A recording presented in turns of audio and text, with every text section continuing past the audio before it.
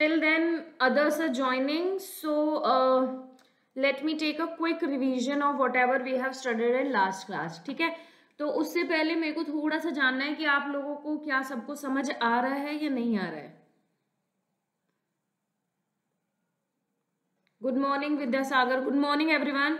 सो पहले मेरे को ये बताओ कि क्या सबको ये जो 3 क्लास हमने करी है ये सबको समझ आई या नहीं आई. सबको समझ आ रही, ठीक है, बढ़िया. आ रहा है मैम, नो डाउट. ओके, ठीक है, चलो.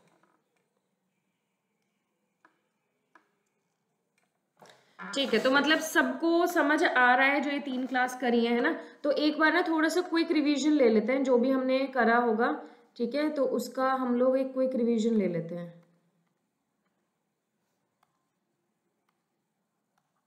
ठीक है,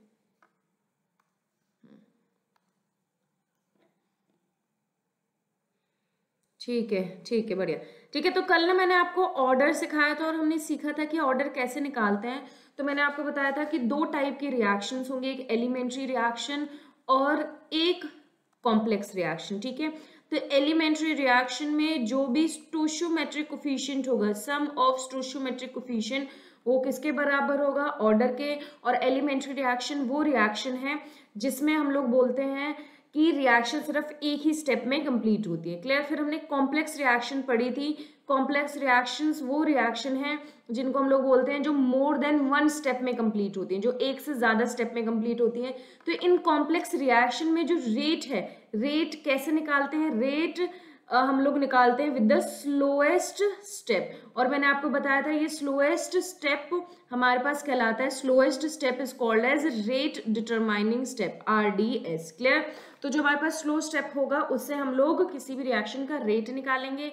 और फिर मैंने एक बात और समझाई थी कि अगर उस एक्सप्रेशन में कोई ऐसी एंटिटी आ रही है, कोई ऐसा कंपाउंड आ रहा है जो आपके पास फाइनल रिएक्शन का पार्ट नहीं है, तो ऐसे कंपाउंड को हम बोलेंगे इंटरमीडिएट. और वो इंटरमीडिएट कभी भी रेट एक्सप्रेशन में नहीं आना चाहिए, तो हम लोग उसको एलिमिनेट करते हैं. तो उसके लिए भी हमने एग्जाम्पल करा था. क्लियर.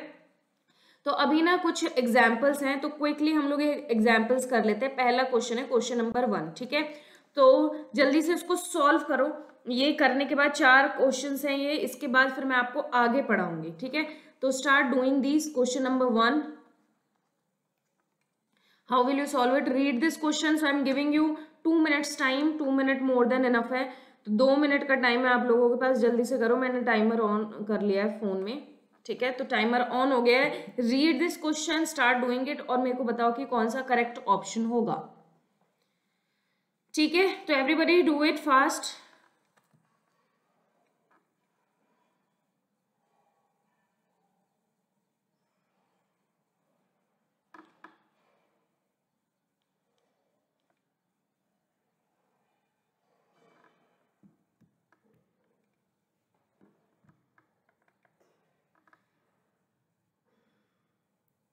ठीक है, जल्दी से सॉल्व करो, बहुत ही आसान सा क्वेश्चन है.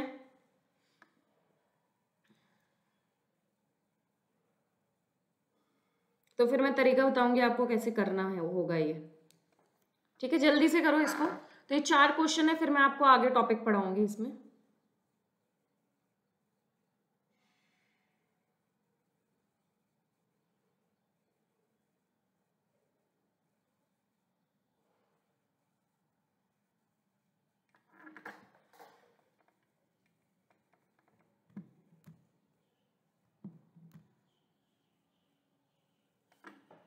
डेढ़ मिनट अप्रोक्सीमेटली हो चुका है.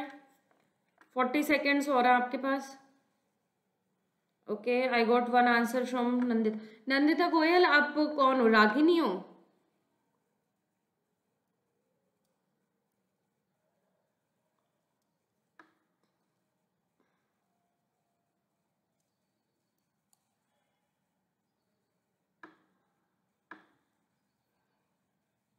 तन्मय हो, अच्छा, सॉरी. अच्छा, आप हो रागिनी, नीरज अग्रवाल. ठीक है. ठीक है, चलो.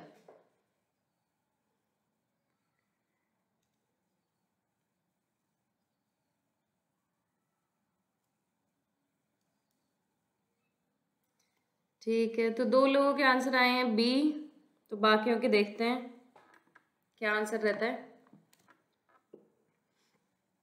ए करेक्ट है, डिम्पी कह रहा है। ठीक है, चलो ठीक है, 2 मिनट से ज़्यादा हो गए हैं, तो I am not wasting time right now, so let me make you understand how this question will be done. ठीक है, कार्तिक भी ये कह रहा है, तुषार भी कह रहा है, विजयंत भी कह रहा है, यशवंत ए कह रहा है। ठीक है, निष्कर्ष is also saying A. So let's do it. कैसे करना है ये, तो इसको समझ लेते हैं थोड़ा सा। ठीक है, तो करेक्ट आंसर जो है वो है ए। क्लियर, तो समझते हैं पहले करना कैसे है इसको। हमें ये रिएक्शन गिवन है, x A gives y B. Clear, तो अगर मैं इसकी बात करूं तो यहाँ पे हम लोग बोल सकते हैं कि इस रिएक्शन के लिए मैंने रेट बताया था। रेट किसी भी रिएक्शन के लिए हम लोग कैसे लिखते हैं, स्टोइचियोमेट्रिक कोफिशिएंट। ठीक है, इनटू में d A, concentration of A by D T is equals to 1 by y d B by D t. Clear, ऐसे हम मैंने आपको सिखाया था कि रिएक्टेंट की कॉन्सेंट्रेशन में क्या चेंज है, divided by stoichiometric coefficient by time change. And जो रेट हमने सीखा था, रेट मैंने आपको बताया था किसके बराबर है, change in concentration divided by change in time. तो वही मैंने करा है, divided by their stoichiometric coefficient. Clear, अब ये हमारे पास इक्वेशन हो गई। क्लियर, तो अब मैं क्या कर रही हूँ, ये इसको मैं इधर ले जाती हूँ, तो इसको minus D A by D t तो मैंने इधर रखा, एक्स को मैं इधर क्रॉस मल्टीप्लाई कर दिया, तो नई इक्वेशन हो गई हमारे पास ये। क्लियर, और आप सब लोगों को लॉग लेना तो आता है। ठीक है, तो अब मैं इसका लॉग ले रही हूँ। ठीक है, तो टेकिंग लॉग, तो लॉग लेंगे, टेकिंग लॉग बोथ साइड्स। तो हमें पता है कि इसका जब लॉग लेंगे तो मैंने लॉग ऐसे ही ले लिया डायरेक्टली, इसका लॉग हो गया minus D A change in concentration of A by t. और जब दो टर्म मल्टीप्लाई होती हैं तो उनका जब लॉग करेंगे तो वो क्या हो जाएगा, ऐड हो जाएगा। तो ये हो जाएगा log x plus y plus log D B by D t. Clear है, अब जो क्वेश्चन में हमें इक्वेशन गिवन है वो एग्जैक्टली इसी तरीके की है। ठीक है, और हमें क्वेश्चन में जो गिवन है वो वैल्यू है, तो मैं राइट डाउन कर रही हूँ इसको, लॉग ये गिवन है ये हमें। ठीक है, in question minus D A by D T is equals to log D B by D T plus 0.3। Clear, यही मेरे पास गिवन है। तो अगर मैं इन दोनों इक्वेशन को कंपेयर करूं, जो हमने एक निकाली है और जो हमें दी हुई है, क्लियर, तो अगर मैं इन दोनों को कंपेयर करूं तो हमारे पास कंपेयर कर रहे हैं, तो अब आपको कंपेयर करना आता है, तो यहां से हम बोल सकते हैं therefore log x by y is nothing but 0.3।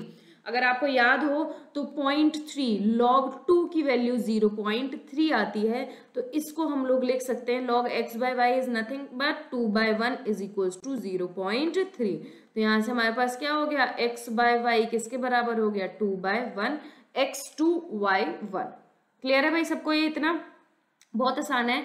मैं दोबारा रिपीट कर रही हूँ क्या किया, एक बार देख लो। हमें एक इक्वेशन गिवन है, I am just repeating it one more time, कि कोई हमें इक्वेशन गिवन है एक्स ए वाई भी, और हमें एक इक्वेशन गिवन है इस तरीके की। अब वो पूछ रहा है एक्स और वाई क्या होंगे। क्लियर, अब हमने सीखा था कि किसी भी रिएक्शन का जो रेट है वो किसके बराबर है, change in concentration by delta T multiply divided by stoichiometric coefficient. तो ये मैंने रेट के एक्सप्रेशन पुट कर दिया, minus D A by D T 1 by X. और रिएक्टेंट के लिए मैंने आपको बताया था रेट का सिंबल होगा वो नेगेटिव होगा और प्रोडक्ट के लिए पॉजिटिव होगा। ये मेरे पास रेट इक्वेशन आ गई, रीअरेंज करा है मैंने, बस क्रॉस मल्टीप्लाई कर दिया, दोनों साइड लॉग लिया है, लॉग लेंगे ये इक्वेशन बनेगी। अब जब इन दोनों को कंपेयर करेंगे तो हमारे पास लॉग एक्स बाय वाई किसके बराबर आ जाएगा, 0.3। तो मतलब एक्स बाय वाई 2 बाय 1, तो मतलब x2 हो गया, y की वैल्यू कितनी आ गई, 1। क्लियर है सबको ये, पहले मेरे को बताओ, is it clear to everybody? बताओ सबको समझ आया या दोबारा रिपीट करना है ये?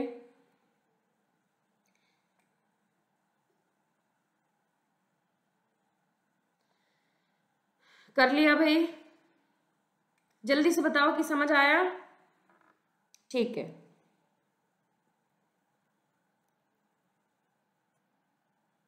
One more time Kartik.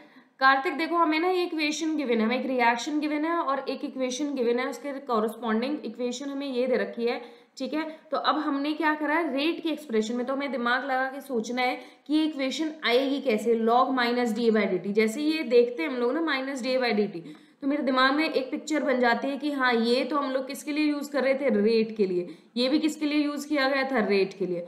तो शायद हम लोग इसको ऐसे रिलेट कर सकते हैं कि रेट किसके बराबर है, minus 1/x d A by D t 1/y d V by D t. तो अब इस इक्वेशन को यूज करा है मैंने और कुछ नहीं करा है, क्रॉस मल्टीप्लाई करा है, लॉग लिया है दोनों साइड, लॉग लेंगे तो लॉग x/y की वैल्यू 0.3 आ जाएगी, और जब हम लोग करेंगे 0.3 किसकी वैल्यू थी, 0.3 जो वैल्यू थी वो log 2 की होती है। तो ये जो पूरी इक्वेशन आई है वो किसकी आई है, log 2 की, मतलब x/y किसके बराबर हो गया, 2/1। क्लियर है सबको? क्लियर है कार्तिक? चलो ठीक है, तब तक फिर हम लोग नेक्स्ट क्वेश्चन पे जाते हैं। ओके, नेक्स्ट क्वेश्चन हमें ये दे रखा है, रिएक्शन टू ए प्रोडक्ट दे रहा है, concentration of A decreases from 0.5 to 0.4 in 10 minutes. Calculate the rate during interval will be called average or instantaneous. Clear? जल्दी से क्वेश्चन करो और मेरे को बताओ क्या आएगा आंसर। तब तक मैंने टाइमर ऑन कर दिया है, कैलकुलेट करो इसको।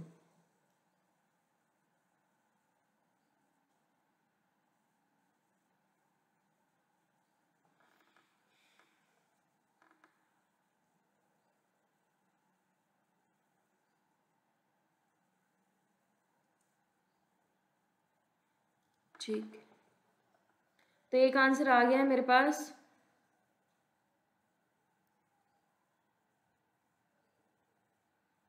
ठीक है, 1 मिनट का टाइम दे रही हूँ इस क्वेश्चन में, 30 सेकंड और हैं, जल्दी से करो भाई सब लोग, बहुत ही इजी है, कुछ है नहीं इसमें।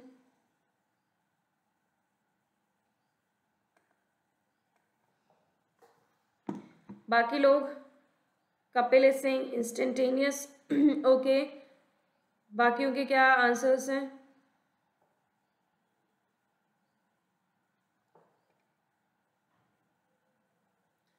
एक बार मैं अटेंडेंस देख लेती हूँ कितने लोग हैं। तो 24 लोग दिखाई दे रहे हैं मेरे को यहाँ पे कंकरेंट व्यूअर्स। आधी क्लास है ये आप लोगों की। आदित्य यादव, आदित्य कौशिक, 3 आदित्य थे ना, कहाँ है ये सारे?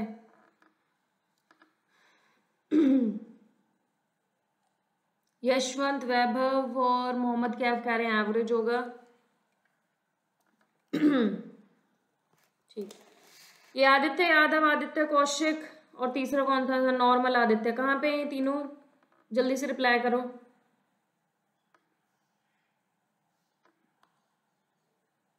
ठीक है, एवरेज होगा, ठीक है, वैल्यू, अच्छा ठीक है। देखो मोस्ट ऑफ द जनता को समझ आ गया है कि क्या होगा, देखो भाई, ठीक है, ठीक है, तो देख लेते हैं इसको एक बार कैसे करना है। तो हमें रिएक्शन जो दे रखी है वो दे रखी है 2A गिव्स प्रोडक्ट, ठीक है, ये हमें दे रखा है।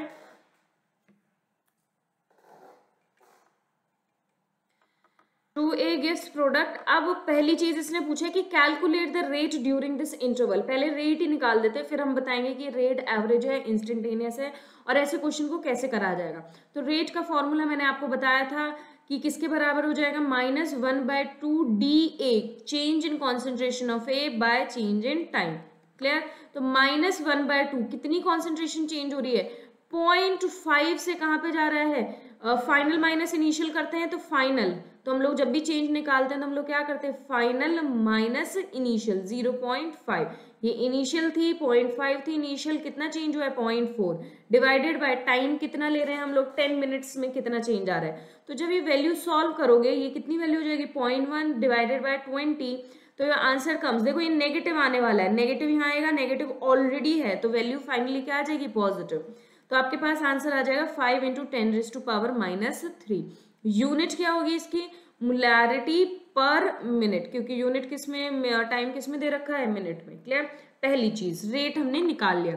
अब दूसरी चीज ये पूछ रहा है कि इंस्टेंटेनियस है या एवरेज है, वो भी बता दो। तो अब इतना ध्यान में रख लेना, जब भी कोई टाइम इंटरवल दिया हो या टाइम गैप दिया हो, उसमें कोई भी टाइम इंटरवल दिया हो, इंस्टेंटेनियस कब होगा, उसने बोला कि एट 5 सेकेंड डायरेक्टली, मतलब उस पर्टिकुलर टाइम पे बोले कि 5 सेकेंड पे बताओ कि क्या रेट है, तो that will be called as instantaneous. At any, जब आपकी जो ये वर्डिंग जो अगर मैं बोलूँ लैंग्वेज में, अगर ऐसे बोला जाए कि at this time calculate what will be the rate, ठीक है, एट बोल दिया कि इस टाइम पे बताना है, तो वो क्या कहलाएगा, इंस्टेंटेनियस रेट। और जब भी कोई टाइम गैप दिया जाए या टाइम इंटरवल दिया जाए तो हमेशा वो रेट जो होगा that will B average rate. Clear है भाई सबको? ठीक है, बहुत आसान था, रेट निकालना तो इजी है। उसके बाद ये हमारे पास नेक्स्ट क्वेश्चन है, ठीक है, इसको भी देख लेते हैं। जल्दी से करो, third question.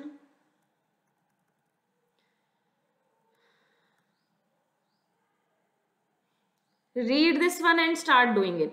In a particular reaction, जल्दी से करो इसको। Particular reaction, when the volume of vessel is reduced to 1/3 the rate increases 9 time, what is the order of reaction? Clear? जल्दी से करो ये। सॉरी,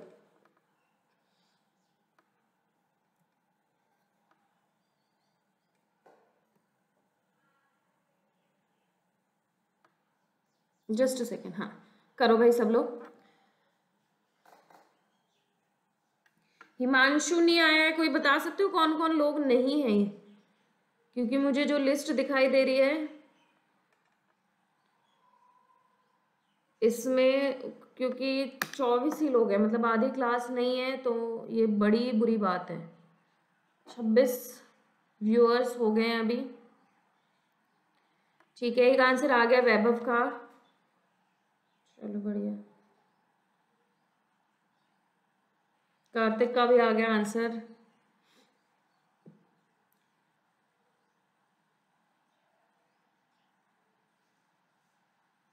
बाकी लोग करो भाई, जल्दी करो ये क्वेश्चन सॉल्व।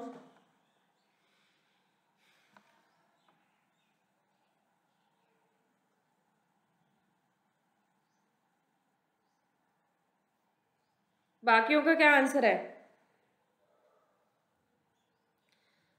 ठीक है, निष्कर्ष कह रहा है 2 है। ठीक, तो समझ लेते हैं, इतना टाइम लगता नहीं है इस क्वेश्चन में। इसने बोला है कि इन अ पर्टिकुलर रिएक्शन अगर वॉल्यूम डिक्रीज हो रहा है, वॉल्यूम रिड्यूस हो रहा है, डिक्रीज हो रहा है, कितना, 1/3। क्लियर? 3 टाइम्स डिक्रीज हो रहा है। तो आपको बताना है कि रेट इन एंड जो रेट है वो इंक्रीज हो रहा है 9 टाइम्स। तो मतलब अगर मैं बोल रही हूँ कि इनिशियल वॉल्यूम, ध्यान से सुनना, इनिशियल वॉल्यूम V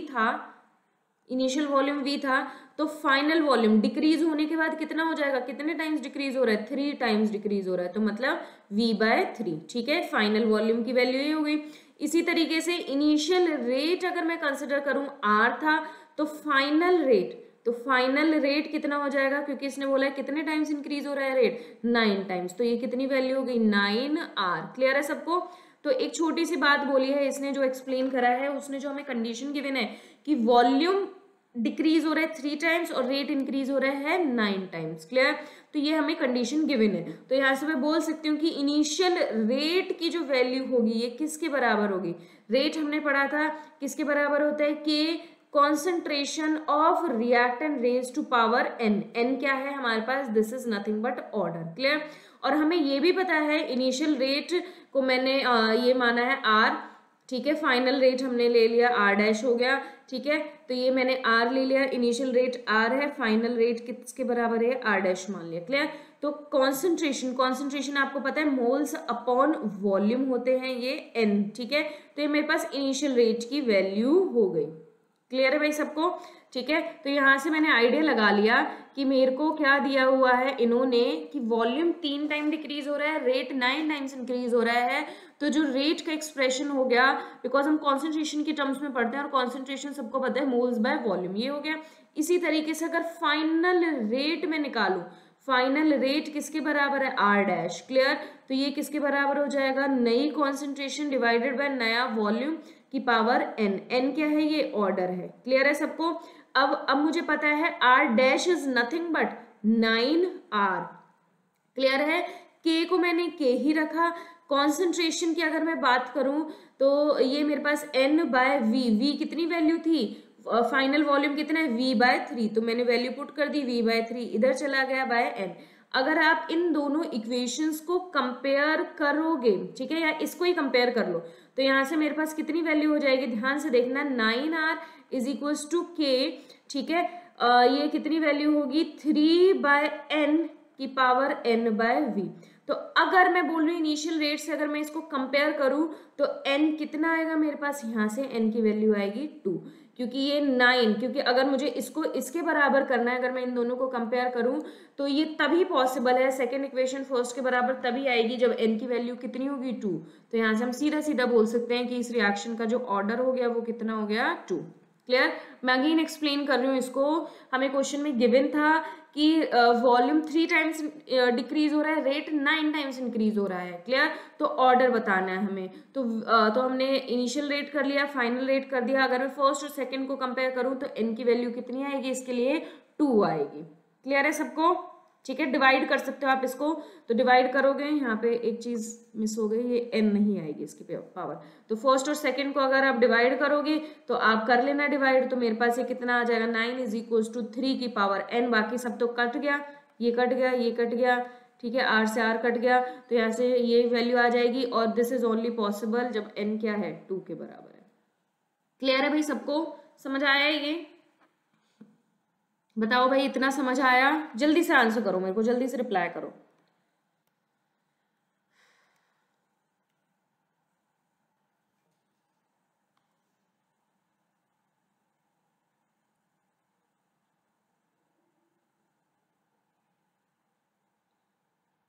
लक्ष्य ये क्या है, m थी हूं तू ही, व्हाट इज दिस?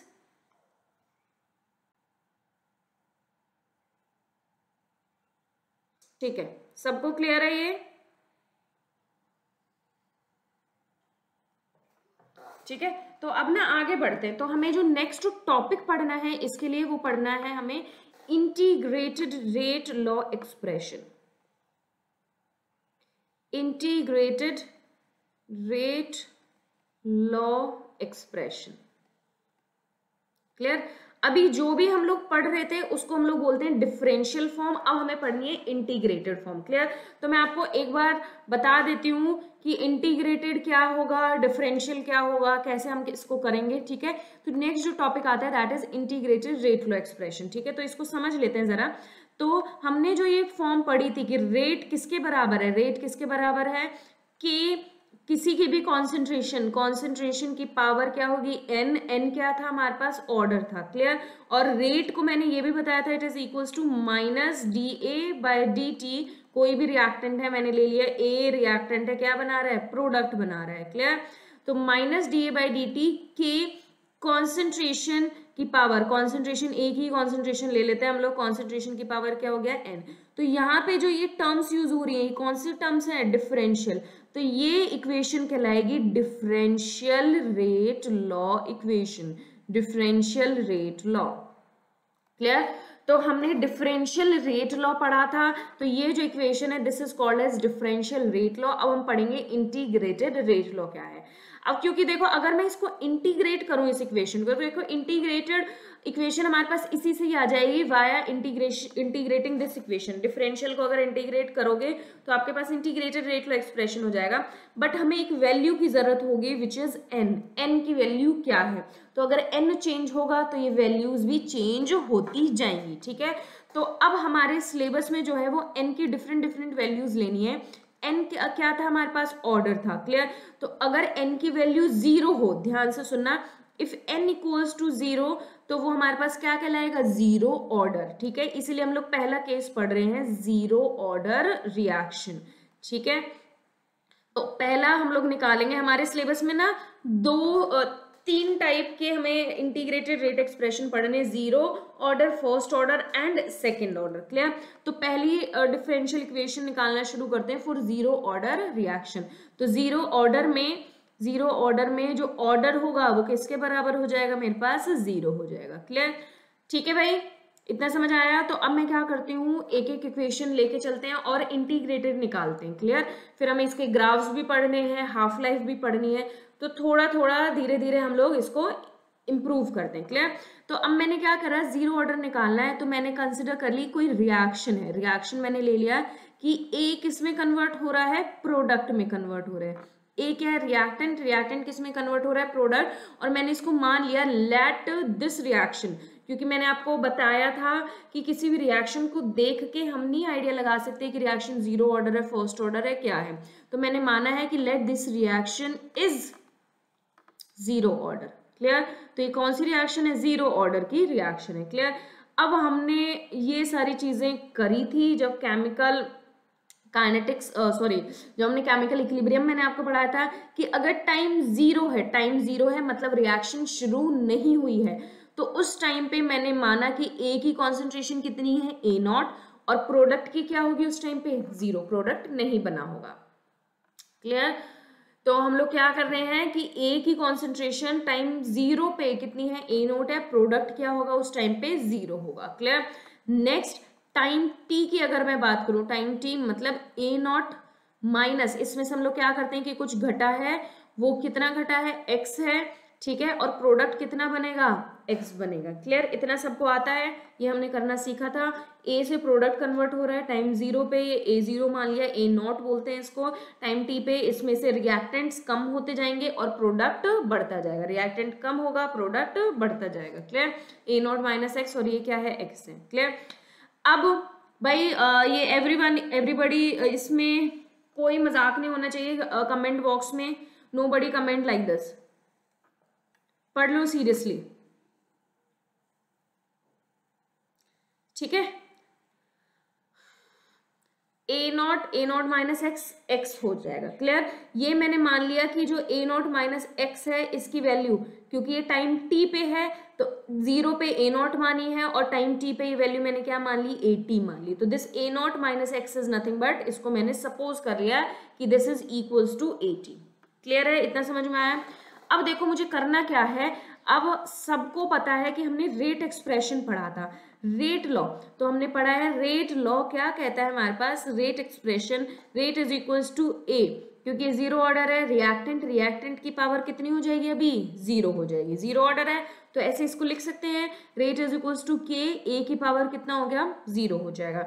नेक्स्ट अगर मैंने ये रेट लिख दिया, नेक्स्ट हमें क्या करना है, रेट हमें पता है कि हम इसको इस तरीके से भी लिख सकते हैं, rate is also written as minus D A by D t, लिख सकते हैं।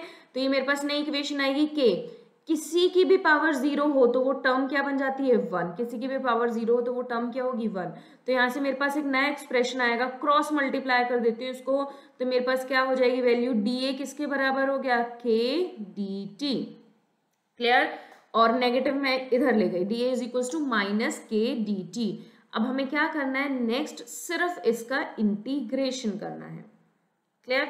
तो एक बार मैं दोबारा रिपीट कर रही हूँ क्या करा है हमने इंटीग्रेशन करने से पहले, हम लोग क्या कर रहे हैं अभी, इंटीग्रेटेड रेट लॉ एक्सप्रेशन सीख रहे हैं।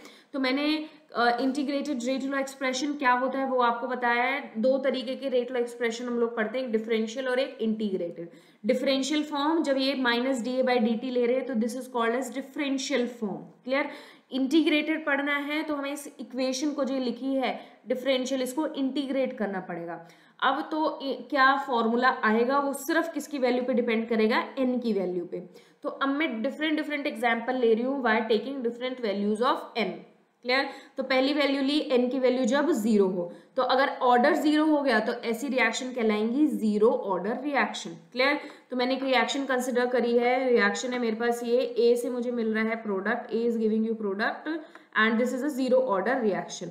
तो अगर टाइम टी जीरो की बात करूं, इसकी इनिशियल कॉन्सेंट्रेशन है ए नॉट, प्रोडक्ट उस टाइम क्या होगा, जीरो। टाइम टी पे ये कितना हो जाएगा, A not minus x, product कितना फॉर्म होगा उस टाइम पे, एक्स होगा। क्लियर?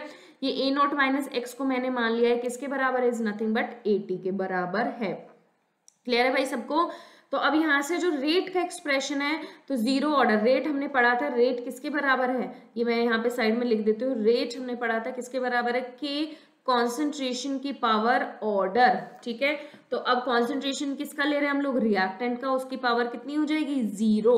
ऑल्सो रेट हमने पढ़ा था, rate is also equals to change in concentration of A by change in time. ठीक है? तो ये मैंने पुट कर दिया है, किसी की भी पावर जीरो होती है वो वन के बराबर होगा, रीअरेंज कर रही हूँ इक्वेशन को, तो ये मेरे पास क्या हो जाएगी, d A is equals to minus k d t. Clear. तो अब हम लोग क्या कर रहे हैं, इस इक्वेशन को इंटीग्रेट कर रहे हैं। ठीक है, तो इंटीग्रेट करेंगे तो ये वैल्यू हो जाएगी d A is equals to minus k, because k is a constant, और कांस्टेंट का हम लोग इंटीग्रेशन से, ये इंटीग्रेशन से बाहर आ जाएगा। लिमिट्स पुट करेंगे, लिमिट पुट कर रही हूँ मैं टाइम की 0 से t। तो जब टाइम 0 है उस टाइम पे ए की कॉन्सेंट्रेशन क्या है, ए नॉट। जब टाइम t है तो उस टाइम पे ए की कॉन्सेंट्रेशन क्या है, ए टी है। क्लियर है। तो मैंने इंटीग्रेशन करा है वाया पुटिंग द लिमिट्स।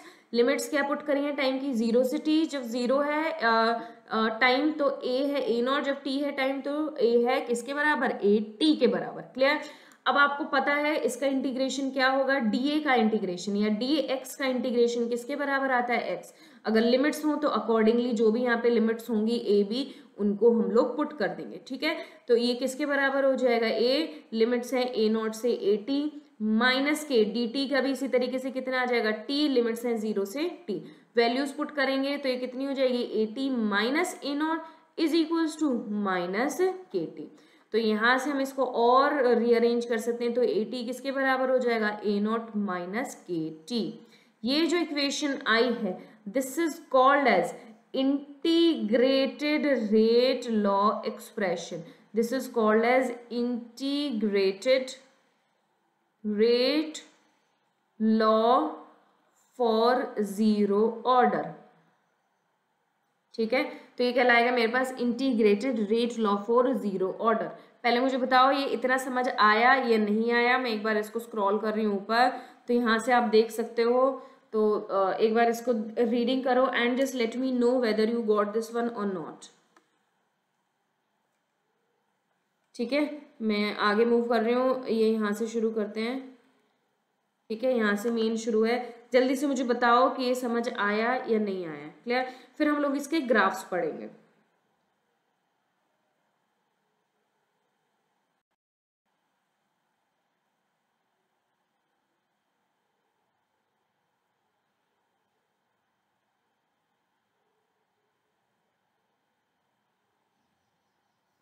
आ गया सबको, मैम एक बार रिपीट कर दो स्टार्टिंग वाले। ठीक है, ठीक है जी, मैं रिपीट करती हूँ अभी इसको।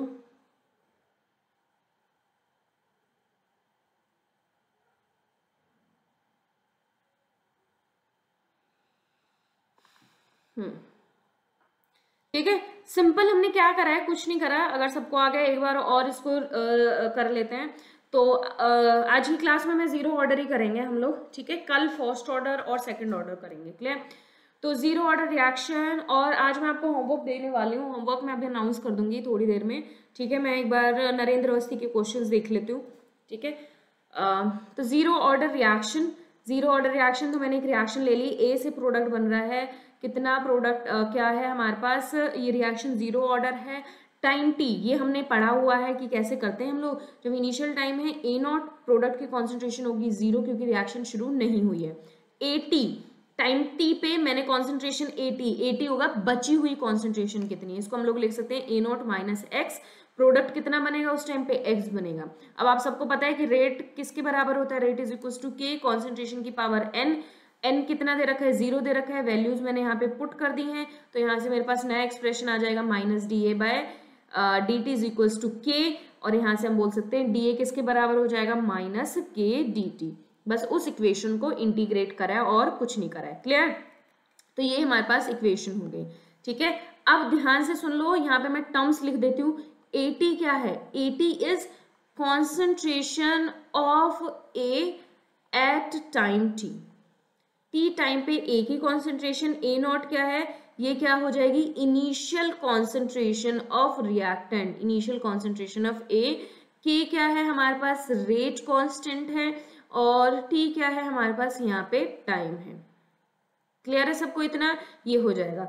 अच्छा, एक चीज और, इस इक्वेशन को हम इस तरीके से भी लिख सकते हैं, बिकॉज मैंने आपको बताया था ए टी किसके बराबर लिखा था हमने, ए नॉट माइनस एक्स। तो अगर मैं इसको इस इक्वेशन में सब्सटीट्यूट करूं, ठीक है, तो यहाँ से ए टी की जगह लिख दूं A not minus x is equals to A not minus के टी।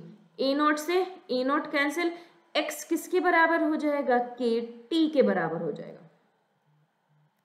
क्लियर है सबको इतना। ठीक है, तो मैंने क्या करा है, ए टी की वैल्यू किसके बराबर ले ली, ए नॉट माइनस एक्स। ठीक है, एक्स की वैल्यू किसके बराबर हो गई, के टी, और एक्स क्या है, ये एक्स क्या है, ये it is concentration of product, ये प्रोडक्ट की कॉन्सेंट्रेशन है at time t. Simple, clear. अब हमें इसमें जो नेक्स्ट जो चीजें करनी है वो हमें करनी है, हमें ग्राफ्स पढ़ने हैं, क्लियर। तो नेक्स्ट हेडिंग में डाल रही हूँ ग्राफ्स की, तो ये ग्राफ्स बड़े ही इंपॉर्टेंट है। पहला ग्राफ मैं बना रही हूँ। अच्छा, मैं ग्राफ बनाने से पहले यहाँ पे एक बार इक्वेशन लिख देती हूँ जो भी हमने अभी निकाली है। तो एक इक्वेशन थी ए नॉट माइनस के T, also another equation was X is equals to के टी, क्लियर। तो पहला ग्राफ बन रहा है हमारे पास A T versus T, A T versus T, ठीक है, ठीक है। या तो इसको ऐसे लिख देते हैं और इसको कई बार ऐसे लिख देते हैं, और concentration of A versus T, A की कॉन्सेंट्रेशन वर्सेस टी, ठीक है। या तो इसको ऐसे लिख दो या इसको ऐसे लिख दो, क्लियर, ठीक है। तो अब आप मेरे को बता सकते हो कि कैसा ग्राफ आएगा, इंक्रीजिंग होगा, डिक्रीजिंग होगा, कैसा ग्राफ होगा, ठीक है। बिकॉज अगर हम लोग इसमें direct y is equals to M x plus C वाला ऑप्शन आ रहा है और स्लोप कितना है, नेगेटिव है, नेगेटिव है तो कैसा कैसा ग्राफ आएगा, डिक्रीजिंग आएगा, ठीक है। अब अगर मैं इसको करूं वैल्यू, तो यहाँ से हम बोल सकते हैं कि ये इंटरसेप्ट किसके बराबर है, ए नॉट, तो ये मेरे पास क्या वैल्यू आ जाएगी, this is nothing but this is a not versus time T. तो अब देखो रिएक्टेंट है, रिएक्टेंट क्या हो रहा है, रिएक्टेंट की कॉन्सेंट्रेशन विद टाइम कंटिन्यूसली क्या होती जाती है, डिक्रीज। और अगर मैं दूसरा ग्राफ बनाऊं, दूसरा ग्राफ बना रहे हैं हम लोग x concentration, just a second, तो हम लोग दूसरा ग्राफ बना रहे हैं एक्स वर्सेस टी, ठीक है। एक्स क्या है मेरे पास, ये प्रोडक्ट की कॉन्सेंट्रेशन है और प्रोडक्ट की कॉन्सेंट्रेशन, क्लियर, टी के साथ। तो अगर मैं इसमें y is equals to M x plus c, zero हो जाएगी, इंटरसेप्ट जीरो है, मतलब कहाँ से शुरू होगा, ओरिजिन से। तो हमारे पास इस तरीके का ग्राफ आ जाएगा, क्लियर है भाई सबको। तो ये मेरे पास दो ग्राफ हो गए, एक हमारे पास कॉन्सेंट्रेशन, रिएक्टेंट की कॉन्सेंट्रेशन वर्सेस टाइम, प्रोडक्ट की कॉन्सेंट्रेशन वर्सेस टाइम। तीसरा ग्राफ भी इंपॉर्टेंट है, तीसरा ग्राफ है rate versus time, rate versus time. कोई मुझे बता सकता है ये ग्राफ कैसा होगा, इसके लिए कौन सी इक्वेशन यूज करेंगे, रेट वर्सेस टाइम।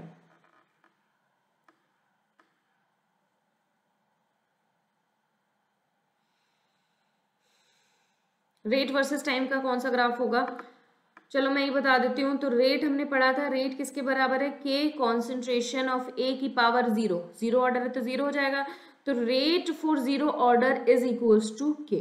तो यहाँ पे ये बात हमेशा ध्यान रख लेना कि जीरो ऑर्डर के लिए, जीरो ऑर्डर के लिए रेट की वैल्यू क्या होगी, के के बराबर, और के क्या है, के is nothing but it is a constant, clear है। तो k क्या है, कांस्टेंट है, तो इसकी वैल्यू, इसका ग्राफ जो आएगा वो इस तरीके से आएगा, and this is nothing but this is value of k, clear.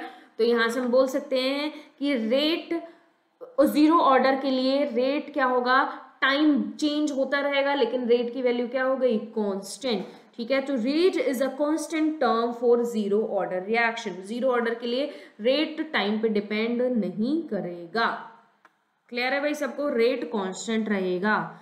मुझे बताओ ये ग्राफ्स और ये सारी चीजें समझ आई या नहीं आई,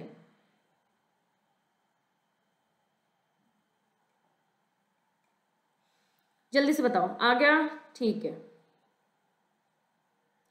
जल्दी से, किसी को डाउट हो तो जल्दी से टाइप कर दो डाउट, या प्रॉब्लम है या दोबारा बताना है तो, ठीक है।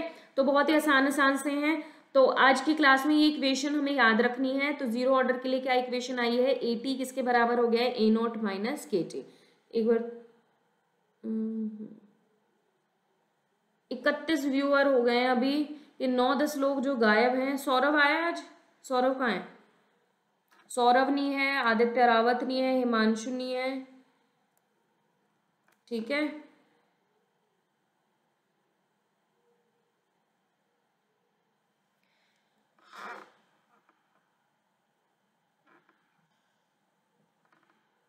चलो फिर आगे बढ़ते हैं, ठीक है। तो यहाँ पे अभी हमने एक इंटीग्रेटेड रेट लॉ एक्सप्रेशन सीखा है। इसमें जो दूसरी चीज इंपॉर्टेंट है, अभय भी नहीं है, चलो ठीक है, हाफ लाइफ, ठीक है। तो इसमें जो दूसरी इंपॉर्टेंट चीज आती है ऑर्डर जब भी आप निकाल रहे हो, रेट ला एक्सप्रेशन निकाल रहे हो, तो इसमें जो दूसरी इंपॉर्टेंट चीज है वो है हाफ लाइफ। क्लियर? अच्छा ठीक है, तो नीरज कह रहा, अच्छा नीरज इज रागिनी, आदित्य रावत नहीं, आदित्य यादव बोला मैंने भव्य। ठीक है, हाफ लाइफ करते हैं उससे पहले एक बार नीरज को, आई थिंक रागिनी को दोबारा समझा देते हैं। तो रागिनी जीरो ऑर्डर रिएक्शन है, तो यहाँ से आप देख सकते हो जीरो ऑर्डर के लिए रेट किसके बराबर हो जाएगा, के ए की पावर 0। रेट किसके बराबर है, minus D A by D T. ठीक है, minus D A by D T. A यहाँ से हमारे पास कितनी वैल्यू हो जाएगी, ए की पावर कितना हो गया, 0 हो गया। ठीक है, तो यहाँ से रीअरेंज कर रहे हैं इक्वेशन को, minus D A by d A equals to minus k d t. Integrate करोगे जब इस इक्वेशन को, तो इंटीग्रेट करेंगे, तो मैं डायरेक्ट बता रही हूँ अभी, तो इंटीग्रेट करेंगे तो ए टी किसके बराबर हो जाएगा, ए नॉट माइनस के टी। ठीक है, ए टी किसके बराबर हो जाएगा, ए नॉट माइनस के टी। ए टी की वैल्यूज पुट कर दी हैं, ए टी होगा ए नॉट माइनस एक्स के बराबर। तो यहाँ से इस इक्वेशन को दोबारा हम लोग लिख सकते हैं, it is also equals to x equals to के टी। बस डिफरेंस इतना है कि प्रोडक्ट अगर आप ले रहे हो तो प्रोडक्ट के लिए जो फॉर्मूला है वो है हमारे पास एक्स इज इक्वल्स टू के टी, अगर रिएक्टेंट है तो हम लोग फॉर्मूला लगाएंगे A T is equals to A not minus के टी। फिर है ग्राफ, तो ग्राफ मैंने बनाया है ए टी वर्सेस टी का, एक्स वर्सेस टी का। तो इक्वेशन कौन सी फॉलो होगी, ए टी और टी के बीच में रिलेशन है ये, एक्स और टी के बीच में रिलेशन है ये, y equals to M x plus c. Straight line को फॉलो कर रहा है, स्ट्रेट लाइन को फॉलो कर रहा है, स्ट्रेट लाइन इक्वेशन को। तो हमारे पास ग्राफ इस तरीके से आएंगे। तीसरा ग्राफ जो है हमारे पास रेट वर्सेस टाइम का है। तो अब आपको पता है कि जो रेट है जीरो ऑर्डर के लिए, क्योंकि ए की पावर क्या होगी 0, तो rate is not depending on concentration. Clear? और अगर मैं इस एक्सप्रेशन को ऐसे भी बनाती तो this can also be written as rate versus concentration. ठीक है, तो भी हमारे पास कैसा ग्राफ आता है, इस तरीके का ग्राफ आता है, बिकॉज रेट क्या हो गया, कांस्टेंट हो गया। अगर कोई चीज कांस्टेंट है तो उसको कॉन्सेंट्रेशन के वर्सेस बनाओ, टाइम के वर्सेस बनाओ, तो ग्राफ कैसा आएगा, इस तरीके का आएगा। क्लियर है? नेक्स्ट हम लोग कर रहे हैं हाफ लाइफ। क्लियर? अब हाफ लाइफ वर्ड को जैसे आप सुनते हो तो दिमाग में कुछ ना कुछ इमेज जाती है। हाफ लाइफ मतलब आधी लाइफ, आधी जिंदगी। आधी जिंदगी का क्या मतलब है, अगर मैं रिएक्टेंट्स के बारे में बात करूं तो रिएक्टेंट मैंने लिया था ए से प्रोडक्ट। क्लियर? तो रिएक्टेंट की जिंदगी किस पे डिपेंड कर रही है, उनकी कॉन्सेंट्रेशन पे। तो अगर धीरे धीरे कॉन्सेंट्रेशन कम होती जा रही है तो रिएक्शन की लाइफ भी कम होती जा रही है। जैसे 100% रिएक्टेंट अगर यूज हो गया तो रिएक्शन क्या हो जाएगी, खत्म, रिएक्शन फिनिश हो जाएगी, रिएक्शन स्टॉप हो जाएगी। तो ये पूरा का पूरा half life, life of any reaction depends on concentration of reactant. तो लाइफ किस पे डिपेंड कर रही है, किसी भी रिएक्शन की लाइफ जो डिपेंड कर रही है वो किस पे डिपेंड कर रही है, कॉन्सेंट्रेशन ऑफ रिएक्टेंट। तो हाफ लाइफ क्या होगी, हाफ लाइफ वो लाइफ होगी, वो टाइम होगा जब रिएक्टेंट आधा बचा हुआ होगा। तो हाफ लाइफ को जब हम लोग डिफाइन करते हैं तो हाफ लाइफ बोलते हैं the time at which half of reactant और हम लोग बोल सकते हैं 50% reactant have consumed, ठीक है, या लेफ्ट। जब आधा 50% reactant कंज्यूम हो चुका है उस टाइम को हम लोग बोलेंगे उस रिएक्शन की क्या हो गई, हाफ लाइफ। क्लियर है भाई इतना? तो हाफ लाइफ को अगर डिफाइन करूं, half life is a time at which half of reactant और 50% have consume, that is called as half life. Clear? और इस हाफ लाइफ के लिए जो हम लोग सिंबल बनाते हैं उसको हम बोलते हैं टी। टी तो हो गया टाइम, आधा time, t half is called as half life. Clear? तो अब इस बात को भी समझ लेते हैं। तो अब मैंने बोला है कि at half life, half life मतलब टी हाफ, टी हाफ पे जो हमारे पास कॉन्सेंट्रेशन होगी at T half, concentration of A, A की जो कॉन्सेंट्रेशन होगी, कॉन्सेंट्रेशन ऑफ ए, एक मिनट रुक जाओ, कॉन्सेंट्रेशन ऑफ ए कितना बचेगा, कितना रहेगा, हम लोग कॉन्सेंट्रेशन ए आधी लाइफ पे कितना रह जाएगा, 50% रह जाएगा। तो अगर मैं बोल रही हूं कि इनिशियल कॉन्सेंट्रेशन ए है, इनिशियल कॉन्सेंट्रेशन ए है, ठीक है, initial concentration is a not, तो हाफ कॉन्सेंट्रेशन कितनी हो जाएगी, कितना कॉन्सेंट्रेशन हो जाएगा, ए नॉट बाय 2। ठीक है, तो कॉन्सेंट्रेशन ऑफ ए मतलब ए टी की वैल्यू कितनी हो जाएगी, ए नॉट बाय 2। तो अब आपको इतनी बात याद रखनी है कि हाफ लाइफ पे एट टी हाफ लाइफ पे at T half A T is equals to A not by 2। A t किसके बराबर है, ए नॉट बाय 2 के बराबर है। क्लियर है सबको? ठीक है, तो हाफ लाइफ, मैं दोबारा रिपीट कर रही हूँ, half life is that life और that time where half of reactant have been used. Half of reactant use हो चुका है, कंज्यूम हो चुका है, तो आधा ही बचेगा। तो अगर इनिशियल कॉन्सेंट्रेशन ए नॉट है तो कितना रह जाएगा, ए नॉट बाय 2। तो at T half A t की वैल्यू किसके बराबर हो जाएगी, ए नॉट बाय 2। तो अब इसको हम लोग सब्सटीट्यूट कर देते हैं, सब्सटीट्यूट इन इक्वेशन 1। और जो इक्वेशन 1 थी तो मैं यहाँ पे कोने में लिख देती हूँ, इक्वेशन 1 थी हमारे पास, ए टी किसके बराबर था, ए नॉट माइनस के टी। तो वैल्यूज पुट कर देते हैं, ए टी की वैल्यू कितनी हो जाएगी अभी, A not by 2 is equals to A not is equals to sorry minus के टी किसके बराबर है, T is nothing but T half. तो मैंने ये टी को टी हाफ लिख दिया है, ए टी को किसके बराबर लिख दिया, ए नॉट बाय 2। वैल्यूज जब सब्सटीट्यूट करोगे तो यहाँ से मेरे पास जो आएगा के टी हाफ किसके बराबर हो जाएगा, ये ए नॉट बाय 2 और टी हाफ, भाई ध्यान से सुनो, टी हाफ किसके बराबर हो जाएगा यहाँ से, A not by 2 k. Clear है? तो यहाँ से हाफ लाइफ का भी हमने फॉर्मूला निकाल दिया। तो हाफ लाइफ किसके बराबर हो जाएगी, t half is equals to A not by 2 k. और यहाँ से हम लोग सीधा सीधा बोल सकते हैं t half is directly proportional to initial concentration of A. Clear है? सबको देख लो भाई ये क्या लिखा है मैंने, समझ आया या नहीं आया, जल्दी से मेरे को बताओ कि क्या ये समझ आया आप सब लोगों को, जल्दी से रिप्लाई करो। हाफ लाइफ समझ में आई? तो बहुत ही सिंपल है, हाफ लाइफ जब आधी कॉन्सेंट्रेशन बची हुई है, आधी कॉन्सेंट्रेशन मतलब ए टी कितना रह जाएगा, ए नॉट बाय 2। तो वो इक्वेशन में मैंने सब्सटीट्यूट कर दिया है, तो वहां से हमने निकाला है कि इक्वेशन हमारे पास आ गई है t half will be equals to A not by 2 k. Clear है सबको इतना?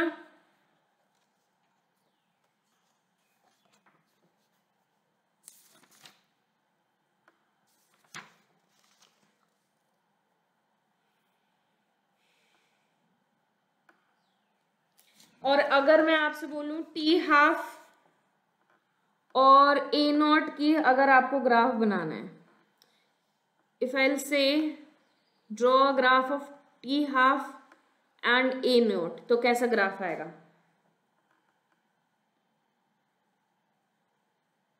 ठीक है, टी हाफ और ए नॉट के बीच में ग्राफ बताओ कि कैसा ग्राफ आएगा। तो अगेन मुझे इसके बीच में और इसके बीच में ग्राफ बनाना है, तो यहाँ से हम बोल सकते हैं y equals to M x plus C को फॉलो कर रहा है स्ट्रेट लाइन को। तो ये y को मैंने ले लिया टी हाफ, x मेरे पास किसके बराबर हो जाएगा, ए नॉट, m की वैल्यू कितनी हो गई 1/2 के, स्लोप इंटरसेप्ट क्या हो गया 0, तो 0 इंटरसेप्ट है तो कहाँ से पास करेगा, फ्रॉम ऑरिजिन। क्लियर? तो ये मेरे पास हो जाएगा और इसका जो स्लोप होगा, स्लोप की वैल्यू कितनी हो जाएगी 1/2 के। क्लियर है सबको?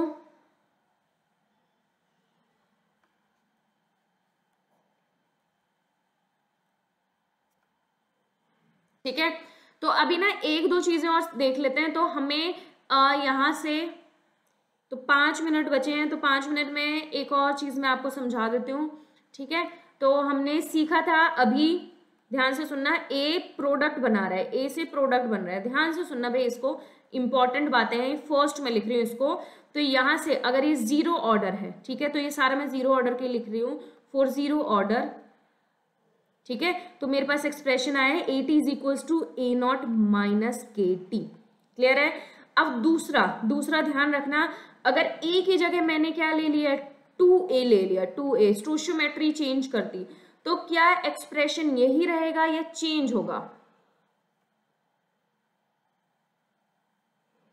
2a प्रोडक्ट बना रहा है, ठीक है, तो क्या एक्सप्रेशन इसके लिए भी सेम रहेगा, ए टी मुझे बस ये बता दो, क्या इसके लिए भी हम लोग A T is equals to A not minus के टी लिखेंगे या फिर it will be changed if you are changing the stoichiometry of reactant? Just answer me fast, same और चेंज, बस इतना आंसर आपको करना है। सेम लिखो जिसको लग रहा है कि सेम रहेगा, चेंज होगा तो आंसर में लिख देना change. Clear? For this reaction just let me know fast,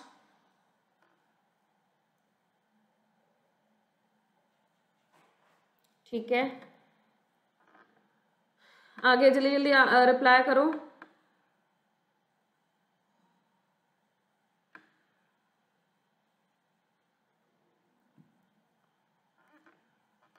okay, तो most of you are saying change, तो चेंज वैल्यू क्या होगी, क्या फॉर्मूला बनेगा, तो वो भी हम लोग जरा देख लेते हैं।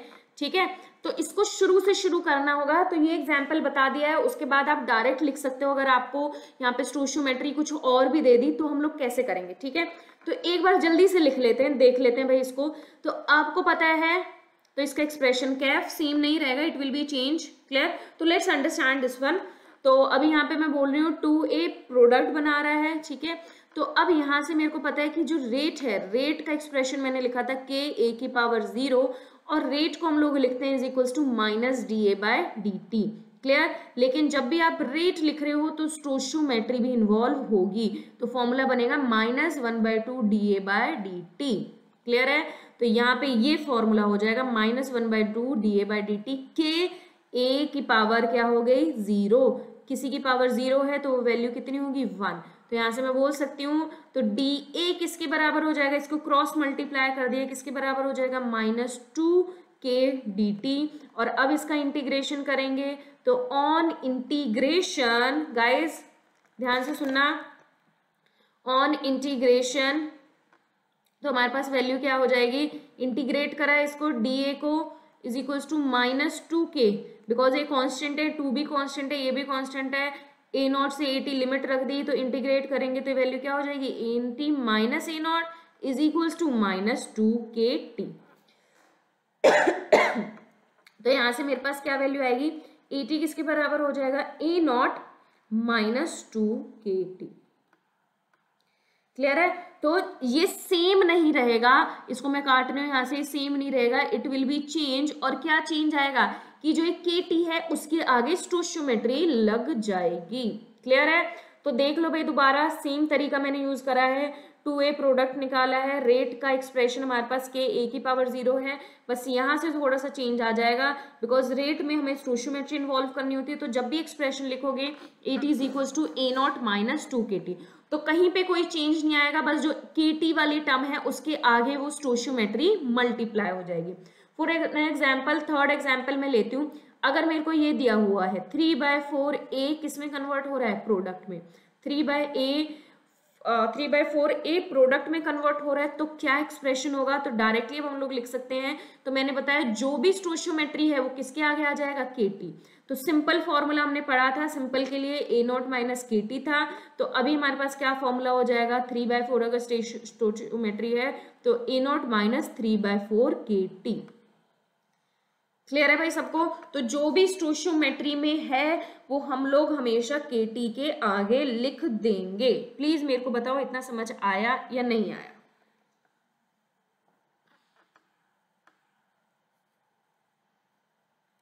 अच्छा, टी हाफ के एक्सप्रेशन में क्या चेंज होगा,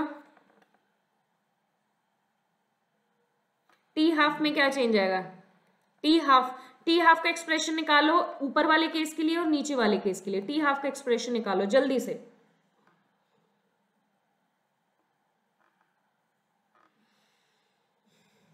टी हाफ निकालो, फिर हम लोग क्लास खत्म करते हैं ये।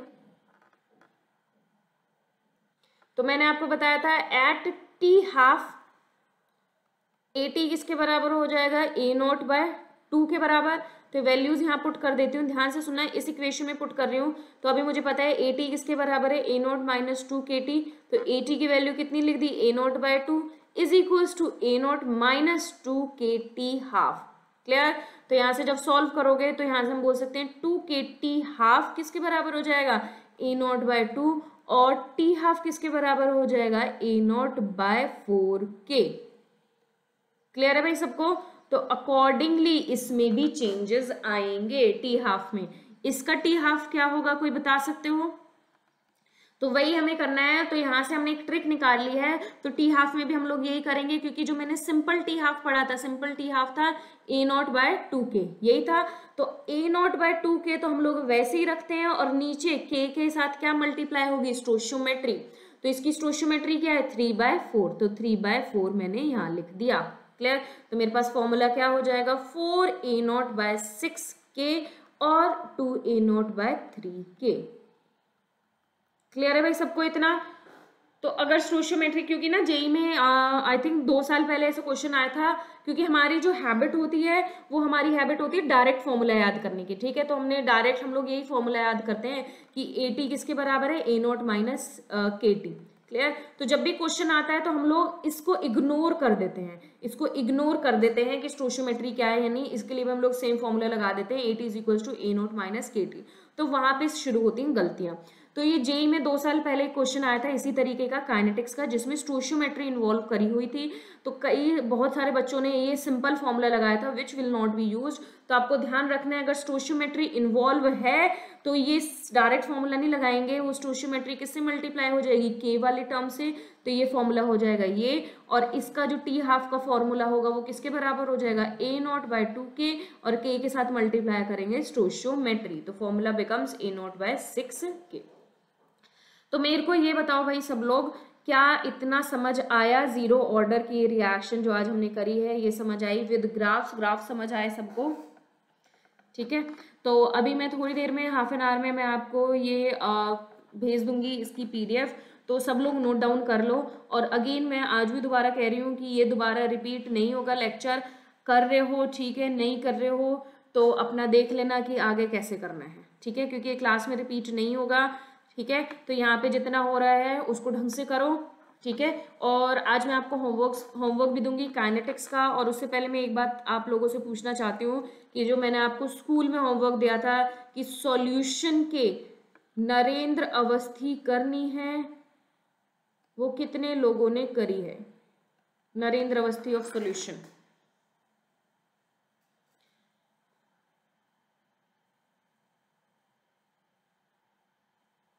कितने लोगों ने सॉल्यूशन की नरेंद्र अवस्थी कर ली है? स्पर्शवा ने कर ली, कृष्ण बंसल हो गई, डिम्पी वो बोल रहा है कर ली है, ठीक है, कार्तिक की भी हो गई। बुक मैम हॉस्टल में है, तो किसी से फोटो खींचो और करो सॉल्व उसको, ये कोई एक्सक्यूज नहीं चलेगा। सब फोन यूज कर रहे हैं ना, मोबाइल फोन, तो फोटो मंगाओ किसी से और करो।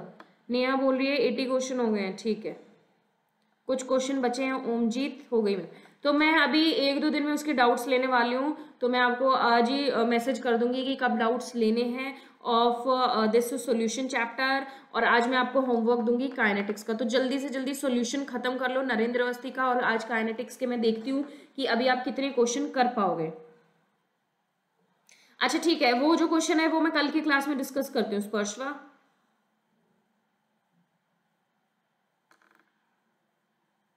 ठीक है, तो आज की क्लास हम लोग यहीं पे एंड करते हैं। तो अगर किसी को आज की क्लास में डाउट हो तो अभी मेरे को बता दो, तो अभी वो डाउट क्लियर हो जाएगा। If anybody is having any doubt in today's class just let me know fast.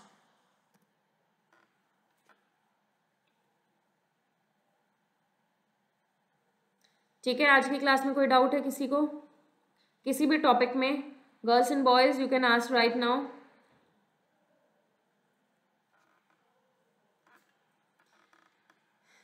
No doubt. अच्छा रागिनी, आपने सॉल्यूशन कर लिया चैप्टर? ठीक है, नो डाउट, ओके ठीक है। तो अभी क्लास फिर यहीं पे एंड करते हैं, तो bye bye guys, take care.